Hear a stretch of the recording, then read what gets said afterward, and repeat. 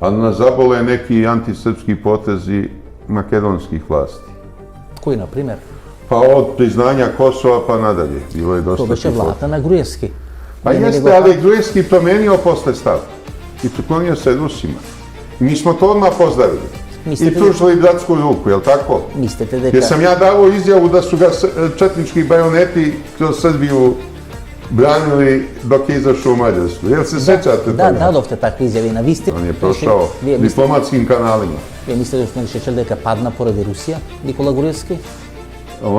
Он je pao zato što se okrenuo prema Rusiji, to je moje mišljenje.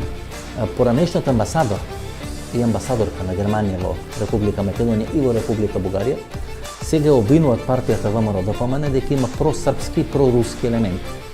Тоа беше партија која некаде пред 3,5 години беше безмалку на границата да биде прогласена за терористичка и да биде опасно за целиот регион. Тој ониза настани на 27 април во македонскиот парламент, учества на Горан Живалјевиќ, нели, представник на БИА во Република Македонија.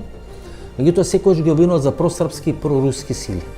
Мокни ли се просрпските проруски сили тука на Балканот за да може да создадат одредени форми на нестабилност, на дестабилизација? A što se Rusije tiče, Rusije je cilj da bude dominantna sila na Balkanu. A to je podudarno sa našim interesima, našim srpskim. A mislim da bi trebalo da bude podudarno i sa makedonskim i sa bugarskim interesima. S njima imam solidnu komunikaciju sa nekim vrlo važnim ljudima u VMRO-u, jer oni su vrlo prosrpski orijentisani danas. VMRO je potpuno preokrenuo iz one probugarske partije, kako je bio nekad, da kad ga je vodio Ljupčo Georgijevski, sada je od ovog prethodnog premijera, Nikole Gruevskog, on je potpuno preokrenuo tu projugoslovensku, to prosrpsku struju. Вие велите дека, впрочем, она што ние некако доаѓавме и ние до тој заклучок, дека ВМРО-ДПМН е формирано од службите. Од службите е формирано за да се присобере целиот тој корпус на националисти. Значи, видите рака, целата приказна е многу години претходно.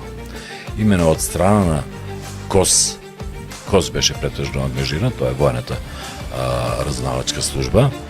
Значи, на Запад, во сите држави кај што постоеше емиграција, значи КОС формираше, дали тоа ќе бидат кафеани, дали тоа ќе бидат некои